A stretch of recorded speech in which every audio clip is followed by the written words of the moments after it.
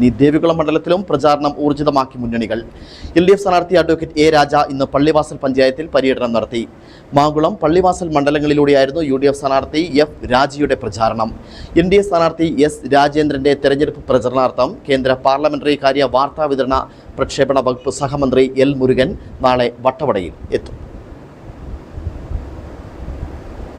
വോട്ടെടുപ്പിന് ഇനി ചുരുങ്ങിയ ദിവസങ്ങൾ മാത്രം ശേഷിക്കെ ദേവികുളം മണ്ഡലത്തിൽ മുന്നണികൾ പ്രചാരണം ഊർജിതമാക്കി മുന്നേറുകയാണ്. മുന്നണികൾ മൂന്നും വിജയപ്രതീക്ഷ വെച്ചു പുലർത്തുന്നതിനാൽ സ്ഥാനാർത്ഥികളും മണ്ഡലത്തിലെ നേതാക്കളും പ്രവർത്തകരും ആവേശം തെല്ലും ചോരാതെയാണ് പ്രചാരണ പ്രവർത്തനങ്ങൾ മുമ്പോട്ട് കൊണ്ടുപോകുന്നത്. LDF സ്ഥാനാർത്ഥി അഡ്വക്കേറ്റ് എ രാജ ഇന്ന് പള്ളിവാസൽ പഞ്ചായത്തിൽ പര്യടനം നടത്തി. 2ാം മൈലിൽ നിന്നാരംഭിച്ച പര്യടനം 13 കേന്ദ്രങ്ങൾ പിന്നിട്ട് കുഞ്ചിത്തണ്ണിയിൽ സമാപിച്ചു. എ രാജയുടെ പ്രചാരണത്തിന്റെ ഭാഗമായി അടിമാലി ക്ലബ്ബിൽ GS പ്രദീപ് നയിച്ച അശ്വമേധം അരങ്ങേറി. മാങ്കുളം, പള്ളിവാസൽ മണ്ഡലങ്ങളിലൂടെയായിരുന്നു UDF സ്ഥാനാർത്ഥി F രാജയുടെ പ്രചാരണം. കുറത്തിക്കുടിയിൽ നിന്നായിരുന്നു F രാജയുടെ ഇന്നത്തെ പ്രചാരണം ആരംഭിച്ചത്. വിവിധയിടങ്ങളിലെ പ്രചാരണ പരിപാടികളിൽ വിവിധ UDF നേതാക്കൾ പങ്കെടുത്തു. F രാജയുടെ ഇന്നത്തെ പര്യടനം പൊട്ടംകാട്ടിൽ സമാപിച്ചു.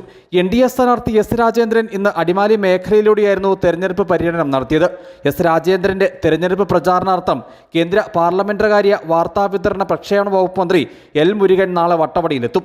ചിന്നക്കനാൽ മേഖലയിലും നാളെ NDA സ്ഥാനാർത്ഥി പര്യടനം നടത്തും. ത്രികോണ മത്സരത്തിന് കളമൊരുങ്ങിയതോടെ പരമാവധി വോട്ട് കരസ്ഥമാക്കാനുള്ള ശ്രമത്തിലാണ് മണ്ഡലത്തിൽ മുന്നണികൾ മൂന്നും. തികഞ്ഞ വിജയപ്രതീക്ഷ 3 മുന്നണികളും വെച്ച് പുലർത്തുന്നു. News bureau, Adimali.